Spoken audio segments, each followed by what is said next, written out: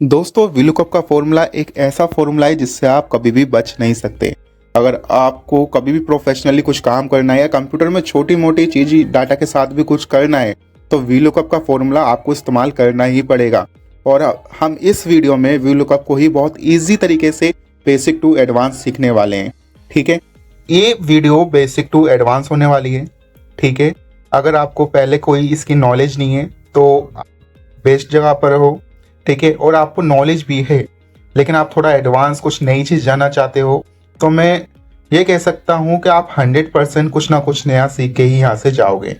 तो चलिए शुरू करते हैं VLOOKUP के साथ। ठीक है, VLOOKUP के फॉर्मूला को अगर हम देखें तो इसमें इसका सिंटैक्स देखते हैं। ये जो चीज़ें आ रही हैं, ये जो चीज़ है जो आपके सामने लिखा हुआ है VLOOKUP, ठीक है, लुकअप वैल्यू टेबल एरे, इसे सिंटैक्स कहते हैं। सिंटैक्स यानी कि जो गाइड करता है हमें, ठीक है, जो हमें बताता है कि फॉर्मूला में हमें क्या रखना है। लेकिन यहाँ यही बात आ जाती है कि फॉर्मूला जो ये लुकअप वैल्यू कहता है वो होता ही क्या है। ठीक है, तो हम इसे ही देखेंगे कि लुकअप वैल्यू क्या होती है, टेबल एरे है, इसे कैसे लगाया जाता है, कॉलम इंडेक्स नंबर क्या होता है और रेंज लुकअप क्या चीज है। ठीक है, लुकअप वैल्यू, ठीक है, लुकअप वैल्यू वो वैल्यू होती है जिस वैल्यू के अगेंस्ट हमें जो होता है उसके रेफरेंस का डाटा मिलता है। जैसे यहाँ मैंने एम्प्लॉय आईडी लिखी हुई है, किसी XYZ कोई भी हो सकता है, उसकी एम्प्लॉय आईडी लिखी हुई है। इस एम्प्लॉय आईडी से ही मुझे एम्प्लॉय नेम, प्रोफाइल उसके क्या है, स्टेट और उसकी सैलरी क्या है वो पता लग जाए। बस मुझे ये करना है कि बस मैं एम्प्लॉय की आईडी लिखूं और डाटा मेरे सामने आ जाए।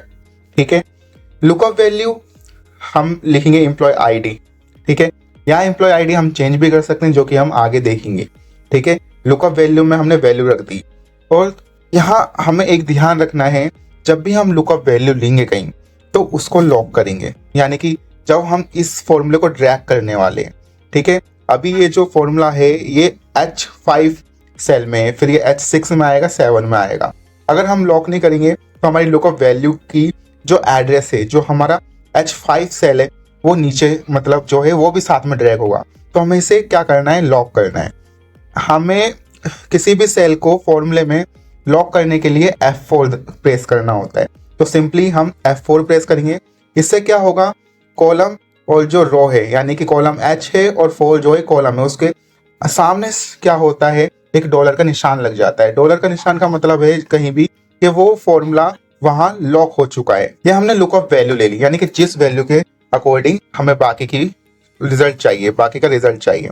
उसके बाद पूछ रहा है हमारा टेबल एरे का है, हमारा टेबल कौन सा है, किस टेबल में से हमें वैल्यू चाहिए। तो हमारा टेबल ये रहा। ठीक है, इस टेबल को सिलेक्ट करते हैं, ये हमारा टेबल हो गया।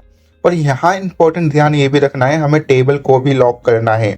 ठीक है, टेबल को लॉक नहीं करेंगे तो क्या होगा, इसे हम आगे देखते हैं। ठीक है, टेबल को लॉक कर दिया, सिंपली F4 हमें प्रेस करना है।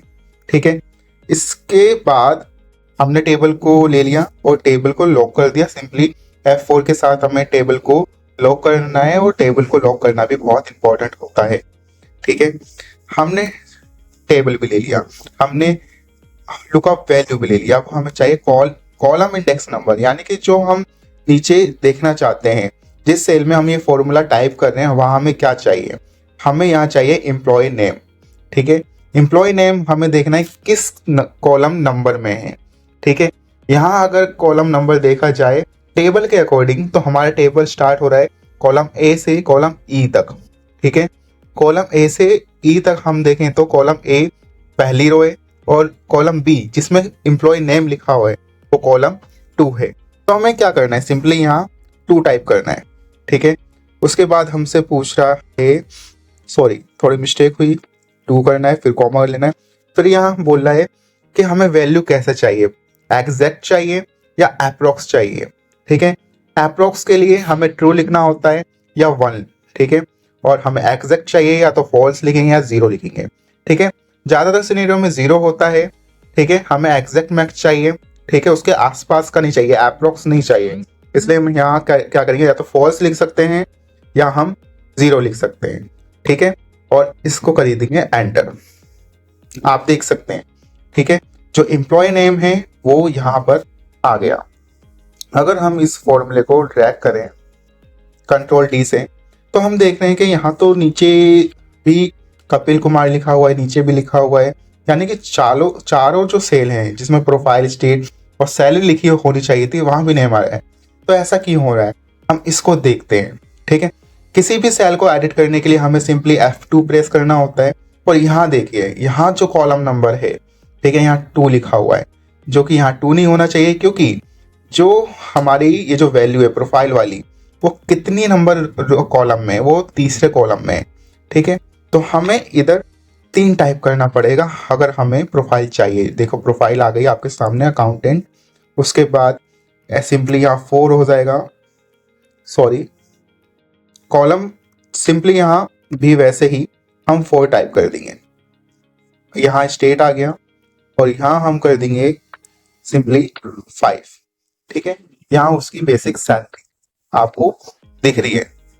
ठीक है, लेकिन यहाँ एक ये आ जाता है, अगर हमारे पास डाटा लंबा होगा, ठीक है, अगर कॉलम हमारी जो है वो 20 है, 25 है, ठीक है, या 10-15 भी हैं, तो हम बार बार ये जो फॉर्मूला है इसे टाइप करेंगे तो नहीं।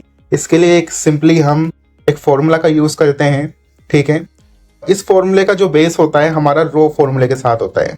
जैसे कि आप यहाँ देख सकते हैं, हमें रो फॉर्मूला अगर इस रो में लगाएं, ठीक है, और एंटर करें, यहाँ 5 आ गया। 5 क्यों आया, क्योंकि ये जो रो है ये 5वें नंबर पे। ठीक है, यहाँ 5वें नंबर पे अगर मैं यहाँ पर रो फॉर्मूला लगा दूं, ठीक है, यहाँ मैंने क्या करा, रो का फॉर्मूला लगा दिया। ठीक है, एग्जीक्यूट करा, यहाँ सैलरी आ गई, क्योंकि 5वें नंबर कॉलम पे तो हमारी सैलरी है, लेकिन हमें सैलरी तो एम्प्लॉय नेम पे नहीं चाहिए। तो हम यहाँ क्या करेंगे कि हमें यहाँ वैल्यू चाहिए 2। ठीक है, लेकिन रो नंबर है 5, तो 5 और 2 को अगर हम माइनस करेंगे तो कितना आएगा, आएगा 3। तो हम क्या करेंगे, जो हमारे रो का नंबर है उसे हम 3 से कर देंगे माइनस। देखिए दोस्तों, नेम आ गया। ठीक है, अब इसे सिंपली ड्रैग कर देंगे। अब हमने ड्रैग कर दिया है, यहाँ देखिए, यहाँ रो नंबर नहीं लिखा हुआ, हमने रो का फॉर्मूला एग्जीक्यूट करा है और रो के फॉर्मूले के साथ ही ये चीजें चल रही हैं। ठीक है, यहाँ एक चीज और हुई है हमारे साथ, हमने टेबल में हमने कॉलम को लॉक नहीं करा है, कॉलम लॉक नहीं हुई है। आप देख सकते हैं यहाँ क्या हुआ है, जो A1 से लेकर जो हमारी E28 तक हमारी वैल्यू है वो यहाँ लॉक है, लेकिन जो नीचे वाली वैल्यू है वो तो लॉक है, लेकिन ऊपर वाली लॉक नहीं हुई है। तो हमें क्या करना है, जो हमारी A1 से जो वैल्यू है उसको भी लॉक करके चलना है। नहीं तो अभी क्या हो रहा है आप देख सकते हो ना, कि जब मैं नीचे वाले जा रहा हूँ तो ये देखिए, ये जो टेबल है हमारे नीचे खिसकता जा रहा है। ठीक है, तो हमें ये नहीं चाहिए, नीचे वाला देखो लॉक है, नीचे वाला नहीं हो रहा, क्योंकि नीचे तक जो है हमने E23 तक जो है इस टेबल को लॉक कर रखा है, उससे नीचे जाएगा ही नहीं। ऐसे ही हमें क्या करना है, जो हमारा जो टेबल स्टार्ट हो रहा है A3 से ले, ठीक है, तो उसको भी लॉक करना है F4 के साथ। ठीक है, हमें यहाँ नहीं करना था ये चीज, हमें ये चीज करनी थी यहाँ पर। इसको भी एक ध्यान में रखने की चीज है कि हमारा जो टेबल है वो लॉक होना चाहिए अगर हमें सही वैल्यू चाहिए तो। अब देखिए, रो के फॉर्मूले के साथ एग्जीक्यूट करा, टेबल भी हमारा पूरा आ रहा है। अच्छा, अगर टेबल में इतनी परेशानी आती है तो हम इसकी जगह एक और चीज कर सकते हैं, हम अपना टेबल को या हमारा जो भी डाटा हो उसको हम एक नाम दे सकते हैं। नाम कैसे देंगे, ये हमारा होता है नेम बॉक्स। ठीक है, यहाँ नेम बॉक्स में हम सिंपली दे सकते हैं टेबल 1। ठीक है, अब हमारा जो ये रेंज है ना, पूरा जो टेबल है उसका एक नाम आ गया टेबल 1। ठीक है, अब इसमें क्या होता है, इसमें एक फायदा होता है, हमें चीजों को लॉक नहीं करना, हमें रेंज को लॉक नहीं करना पड़ता अगर हमने किसी रेंज का नाम दे रखा है तो।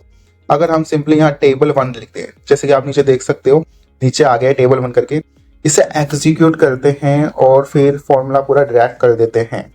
ठीक है, तो यहाँ देखो टेबल 1 नीचे भी, इधर भी टेबल 1 है, जो कि हमें इसे लॉक नहीं करना पड़ा, कुछ नहीं करना पड़ा, बस हमें रेंज को नाम देना है और उसको लिख देना है। ये थोड़ा सा ज्यादा सिंपल हो जाता है, जो कि काफी इजी है, तो इसे भी हम यूज कर सकते हैं। ठीक है, ये हमारा VLOOKUP तो तैयार हो गया। अब इसमें एक बोनस पार्ट और मैं आपको शो कर देता हूँ। ठीक है, हम क्या करते हैं, एम्प्लॉय आईडी है, हम इसे टाइप कर रहे हैं, जिसमें मैंने हटा दिया ड्रॉप डाउन लिस्ट, ऐसे जो है ड्रॉप डाउन लिस्ट बना पाऊँ, यानी कि मुझे टाइप ना करना पड़े, सीधा जो सेल है वो एक्सपेंड हो जाए और वहां रिजल्ट आ जाए। तो इसके लिए देखिए, बड़ा छोटा सा जो है बड़ा छोटा सा टास्क है, ठीक है। हमें क्या करना है, हमें जहाँ ड्रॉप डाउन लिस्ट बनानी है उस सेल पे जाना है, ठीक है। उसके बाद डाटा में जाना है, डाटा वैलिडेशन में जाना है। डाटा वैलिडेशन में जाने के बाद हमें यहाँ लिस्ट को चूज करना है, सोर्स डाटा पे क्लिक करना है, और जहाँ पर हमारा डाटा है, जिस जो हमारी लुकअप वैल्यू वाला जो डाटा जहाँ पर जिस कॉलम में है या कहीं भी है, किसी भी रो में भी हो सकता है वो डाटा, उसको सिलेक्ट करना है, ठीक है। यहाँ मैंने पूरा जो है डाटा को सिलेक्ट कर लिया और यहाँ मैं एंटर दबाता हूँ। अब देखिए यहाँ इसका जो है ड्रॉप डाउन लिस्ट बन गई। अब ड्रॉप डाउन लिस्ट को एक्सपैंड करने के लिए हम सिंपली कर्सर से भी कर सकते हैं, ठीक है। कर्सर से आप देख सकते हो, ठीक है। जैसे ही मैं इसका डाटा चेंज कर रहा हूँ, नीचे की वैल्यू भी चेंज हो रही है, ठीक है। हम कर्सर से कर सकते हैं और हम ऑल्ट एरो डाउन वाली की से भी कर सकते हैं, ठीक है। ऑल्ट प्लस एरो डाउन, जिससे क्या होता है हमारा ड्रॉप डाउन लिस्ट एक्सपैंड हो जाता है।